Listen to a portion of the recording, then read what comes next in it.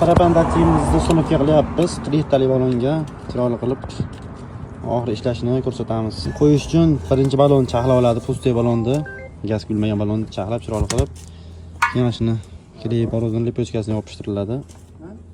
Gazini ko'chirib yopishtiriladi endi. Qimillamash kerak, mana shu holatda bo'lishi kerak bu.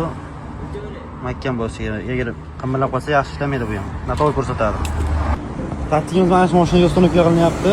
Paraban qo'yilgan Xitoy komplik. Budjetli variant ekan bu.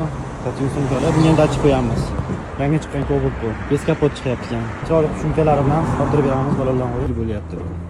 Narxini skidga qo'ydik o'rta darajada 500 ming so'mga ustunuka beramiz. Kimga kerak bo'lsa kelarasizlar. 500 ming so'm atiga.